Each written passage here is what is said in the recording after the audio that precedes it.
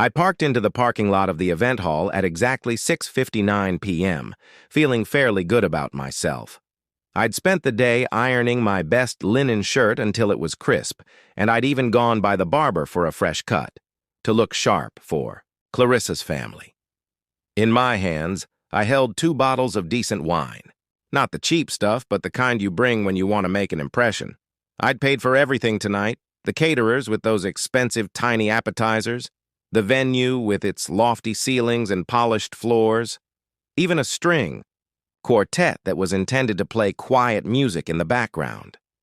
They didn't show up, but I decided it didn't matter much. I'd still done my part. I was proud, you know. I wanted this reunion to be flawless, for Clarissa, to show her family I could step up. But when I pulled open the huge wooden door, my stomach fell. The room was absolutely quiet.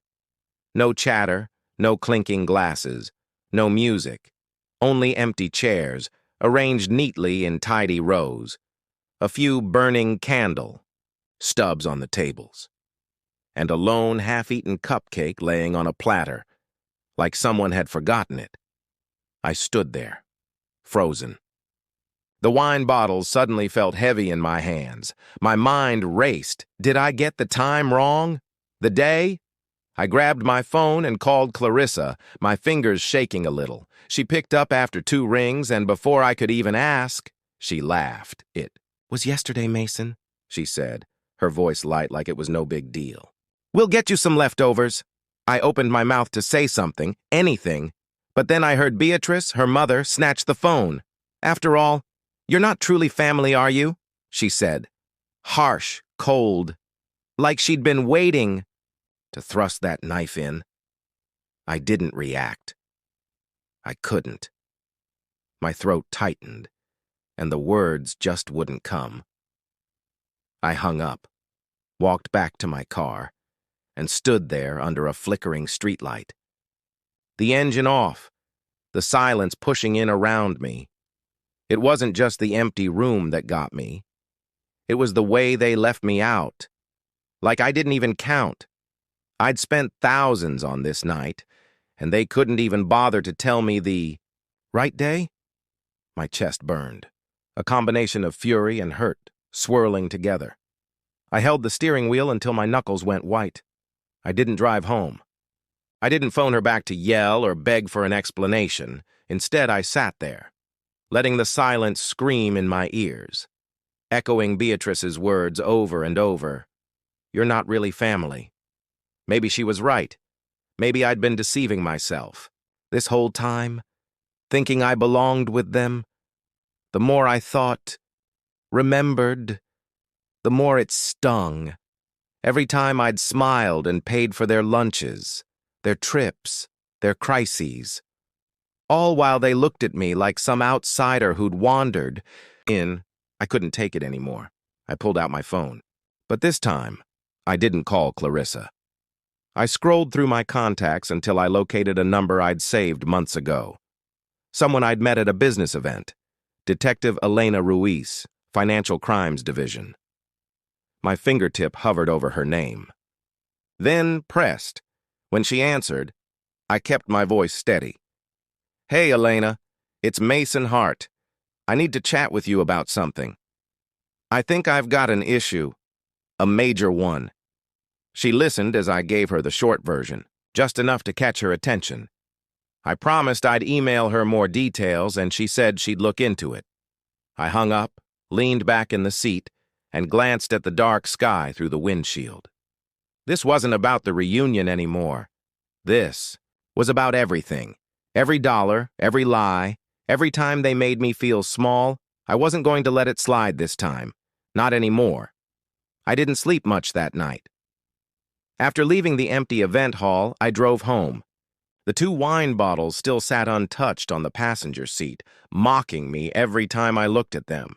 My brain was spinning, not just from the humiliation, but from a realization that had been creeping up on me for months, maybe years. Clarissa's family didn't just ignore me. They used me.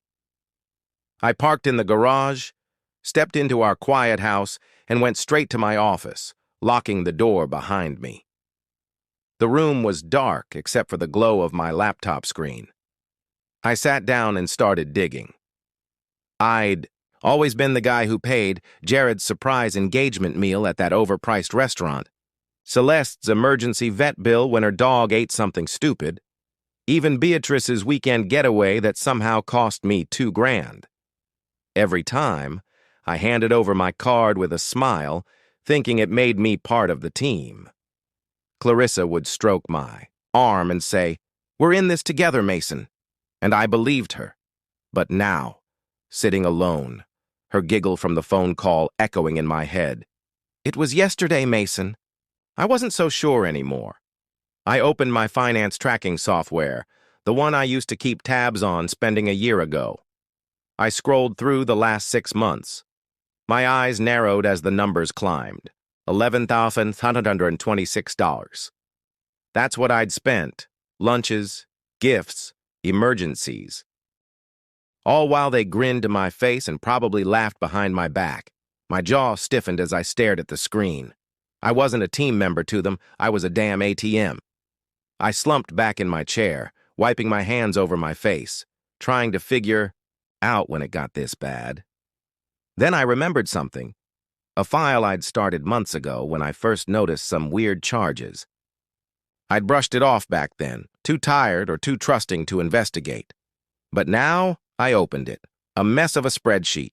Dates, amounts, emails, invoices, receipts, stuff I'd kept, just in case. One from Jared. "Hey, put it on Mason's magic card," in a group chat about his fiancée's ring. Another, Clarissa emailing me a bill for Celeste's spa day. "Thanks, sweetheart," she added. I kept scrolling, my stomach turning. This wasn't kindness. This was a pattern. I opened a new page and started typing an email to Detective Ruiz. Subject: potential identity fraud. I have evidence. I uploaded the spreadsheet, the screenshots, everything I had, and hit send before I could second-guess myself. My heart was racing, but it wasn't fear. It was something sharper. I was done being their fool. I leaned forward, searching for more, and that's when I found it. An old audio recording on my phone. One I'd forgotten about. It was from a family barbecue a few months back. Jared had too much to drink. I was testing some voice recording app and it picked up him laughing with Celeste. "Mason's such a sucker," he slurred. "Pays for everything, and doesn't even blink. We've got him trained good." I listened once, then again, then a third time. Let it sink in. My hand trembled as I saved it to my laptop and uploaded it to the same email thread. "Check this too," I typed. I sat back, staring at the dark TV screen, the house silent around me. Clarissa still wasn't home. She was probably still at her mom's, eating cake, laughing about how I'd missed the party. I wondered what she'd say if she knew what I'd just done, if she'd still call us a team. I didn't feel like her spouse. I felt like a mark, someone they'd played for years, and the more I thought about it, the angrier I got.